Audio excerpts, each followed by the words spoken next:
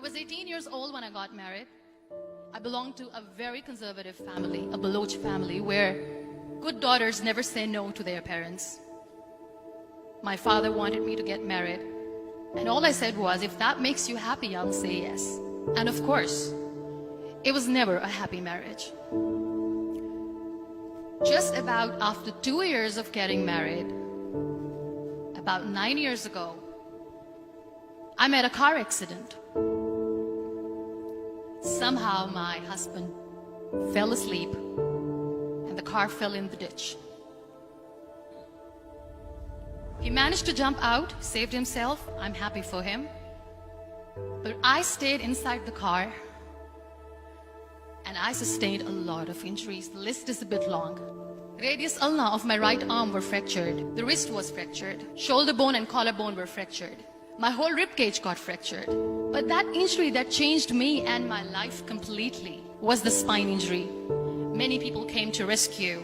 They gave me CPR. They dragged me out of the car. And while they were dragging me out, I got the complete transection of my spinal cord. Those 2.5 months in the hospital were dreadful. I was at the verge of despair.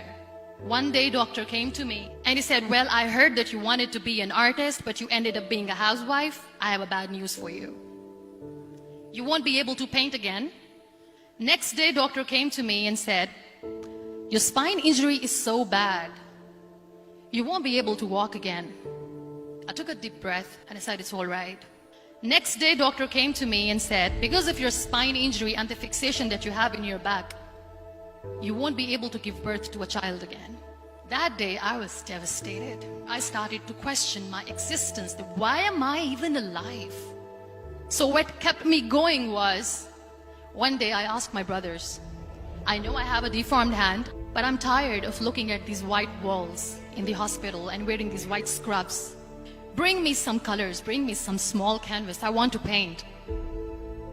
So the very first painting I made was on my deathbed, where I painted for the very first time. What an amazing therapy it was. Without uttering a single word, I could paint my heart out. I could share my story. People used to come and say, what lovely painting, so much color. Nobody could see the grief in it. Only I could. And that day I decided that I'm going to live life for myself. I am not going to be that perfect person for someone. I am just going to take this moment and I will make it perfect for myself.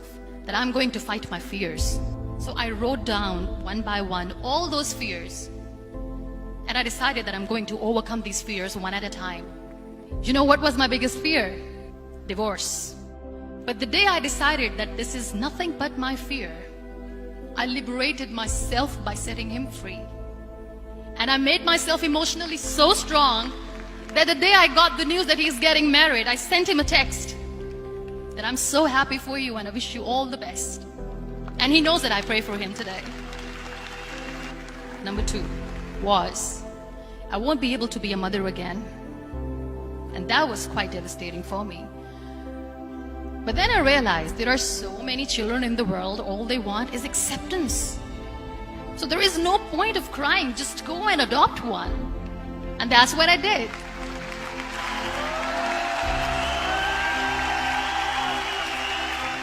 I gave my name in different organizations, different orphanages, and I waited patiently. 2 years later, I got this call from a very small city in Pakistan. I got a call and they said, are you Muniba Mazari? There is a baby boy and would you like to adopt? I could literally feel the labor pain. I said, yes, I am going to adopt him. I am coming to take him home. And that day, I was 2 days old, and today he's 6. You know, when you end up being on the wheelchair, what's the most painful thing? People think that they will not be accepted by the people because we, in the world of perfect people, are imperfects. So I decided to appear more in public. I started to paint. I have done a lot of modeling campaigns. I decided that I'm going to join the national TV of Pakistan as an anchor person. I became the National Goodwill Ambassador for UN Women Pakistan, and now I speak for the rights of women, children. I was featured in BBC 100 Women for 2015. I'm one of the Forbes 30 under 30 for 2016. So when you accept yourself the way you are, the world recognizes you. It all starts from within. We have this amazing fantasy about life. This is how things should work. This is my plan. It should go as per my plan. If that doesn't happen, we give up. I never wanted to be on the wheelchair. Never thought of being on the wheelchair. This life is a test and a trial, and tests are never supposed to be easy. So when you are expecting ease from life, and life gives you lemons, then you make the lemonade, and then do not blame life for that. It is okay to be scared. It is okay to cry. Everything is okay, but giving up should not be an option. They always say that failure is not an option.